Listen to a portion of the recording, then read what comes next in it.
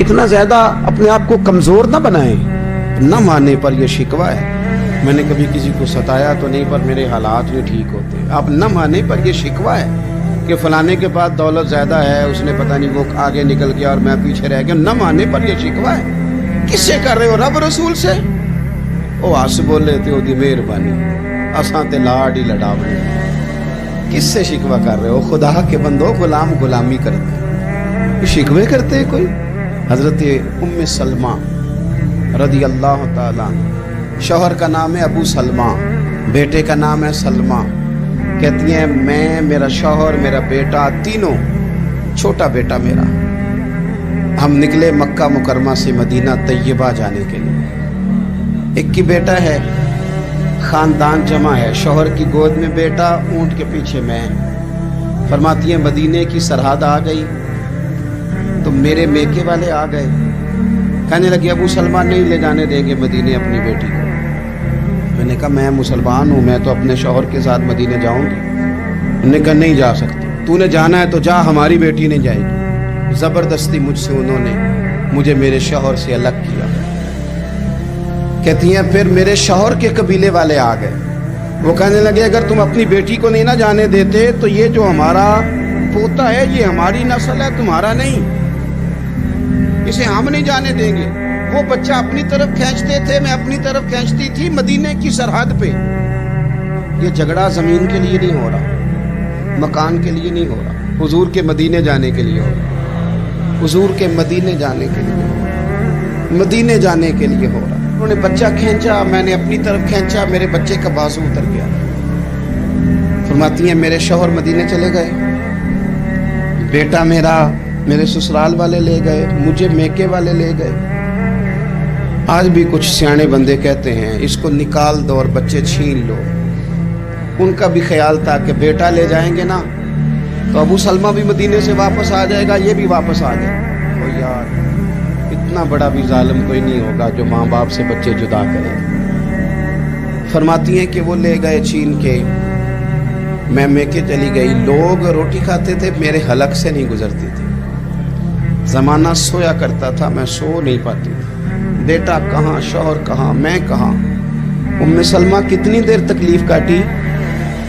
جناب ام سلمہ کہنے لگی لوگوں ایک دو دن نہیں پورا سال بیت گیا، پورا سال. پر جے سونا ہی میرے دکھ وچ راضی، جے سونا ہی مارو مارو مینو مار مکاؤ، میں کوئی عذر نہ پیش لے آواں، او جے سونا ہی میرے دکھ وچ راضی، پھر سکھ نو چلے ڈاواں.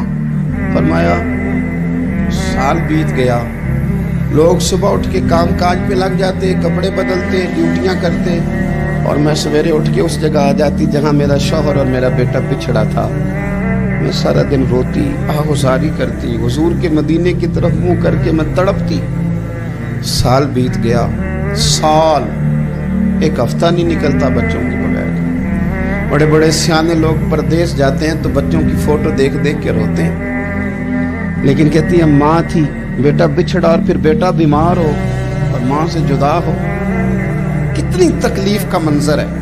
آپ فرماتی ہیں کہ ایک سال بیت گیا اور میں نے کسی کی منت نہیں کی، میں نے کوئی شکوہ نہیں کیا، اس لیے کہ جس حال میں رب و رسول رکھے. یہ حوصلہ، یہ صبر، یہ توانائی.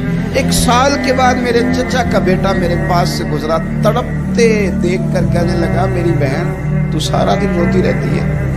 تو میں نے کہا بھائی تمہیں کیا بتاؤں، اس کا شوہر چلا جائے، بیٹا جدا ہو جائے، وہ کیا کرے گی. فرماتے اس نے جا کے میرے باپ سے، اپنے والد سے، میرے خاندان والوں سے کہا اس کی سزا کب ختم ہوگی. اس غریبنی کا قصور یہ ہے کہ یہ مدینے والے کا کلمہ پڑھتی ہے، اس کی غلطی یہ ہے کہ یہ مسلمان ہو گئی ہے، دین حق قبول کر لیا، کیوں نہیں تم خیال کرتے. کہتے ان کے دل نرم ہوئے، وہ رضامند ہوئے مجھے مدینے جانے میں. پھر اس نے کوشش کی میرے سسرال پیغام بھیجے، کب بس کرو، اور بچہ تو چڑیا کا جدا ہو جائے تو وہ تڑپا کرتی ہے، اور تم نے ایک جیتی جاگتی ماں کا بیٹا جدا کیا ہے. وہ بھی نرم ہوئے، رب نے اسباب بنائے، میرا بیٹا مجھے ملا. کہنے لگے تو رہ جا. میں نے کہا نہیں، تم مسلمان نہیں ہو، تمہیں پتہ نہیں نا، میں یہاں نہیں رہ سکتی، مجھے مدینے ہی جانا ہے. اکیلی اتنا سفر، جنگلوں کا رستہ، پہاڑی رستہ طے کر لو گی؟ میں نے کہا میں کر لوں گی. جنوں ویکھ کے ٹھردیاں اکھیاں نے تے جنوں ویکھ کے ٹھردا سینہ ہے۔ ربا تیری ساری خدائی ایک ہی شہر مدینہ ہے۔ کہتی میں اونٹ پہ بیٹھی، بیٹا میں نے گود میں بٹھا لیا، میں سفر کرنے لگی، پر دل میں کھٹکا تھا کہ اتنا لمبا سفر، بیٹا چھوٹا ہے، کیسے کروں گی؟ کہتی مجھے عثمان بن طلحہ مل گئے، کہنے لگے کہاں جا رہی ہو بہن؟ میں نے کہا مدینے۔ کہنے لگے اکیلے جاؤ گی؟ میں نے کہا جانا تو ہے نا، کوئی ساتھ چلے نہ چلے پر شہر رسول تو جانا ہے نا۔ آپ فرماتی ہیں میں نے عثمان بن طلحہ سے نیک بندہ کوئی نہیں دیکھا، میرے اونٹ کی لگام تھام لی۔ جب مجھے اونٹ پہ بٹھاتے تھے نا، اونٹ بٹھا کے چلے جاتے تھے، میں بیٹھ جاتی تھی تو آ کے لگام تھامتے تھے۔ جب کہیں مجھے اتارتے تھے تو اونٹ بٹھا کے چلے جاتے تھے، میں اتر جاتی تھی تو اونٹ کو باندھتے تھے۔ سونا ہوتا تھا تو اونٹ بٹھا دیتے، میں اتر جاتی، وہ دور جا کے لیٹ جاتے۔ فرماتی تھی پھر میرے لیے میرے رب نے اسباب پیدا کیے اور میں مدینہ پہنچی، میں شوہر سے ملی، اور لوگوں میرے نصیب دیکھو، میں رہنے کہاں لگی؟ حضور کے مدینے میں، شہر رسول میں، شہر رہ پائے نظر ہوش میں آ، یہ کوہ نبی ہے۔ میں حضور کے حرم کی زمین اور قدم رکھ کے چلنا، ارے سر کا موقع ہے او جانے والے، مدینے کے خطے خدا تجھ کو رکھے، غریبوں فقیروں کے ٹھہرانے والے۔ کہتی ہے میں وہاں بسنے لگی۔ آپ فرماتی ہیں مسلمانوں، شاید مجھ سے زیادہ تکلیف کسی نے نہ سہی ہو، پر دیکھو 1 سال پورا میں تکلیف میں رہی، اور جب میرا صبر سال کو پہنچا، صبر کی عمر 1 سال ہوئی، تو پھر رب نے بندوبست کیا، پھر میرے گھر والے بھی نرم ہو گئے، سسرال والے بھی نرم ہو گئے، رب نے میرے آنے جانے کے لیے ایک بندے کا بندوبست بھی فرما دیا، پھر میرا شوہر تک بھی میں پہنچ گئی، مجھے مدینہ تو رسول بھی نصیب ہوا۔ 1 سال میں نے صبر کیا تھا، رب نے مجھے مستقل مدینے کا ٹھکانہ عطا فرما دیا۔ لیکن جو بندہ صبر ہی نہ کر پائے، جو صبر ہی نہ، جو کہ جی بڑی دور سے آیا ہوں، بڑی دیر ہو گئی، بڑا ٹائم ہو گیا، کب جا کے مسئلہ حل ہوگا؟ وہ جو آپ نے بتایا تھا وہ تعویذ کب اثر کرے گا؟ وہ دعا کب قبول ہوگی؟ وہ فلانا معاملہ کب؟ بھئی یہ ڈیٹ تو آپ کو رب رسول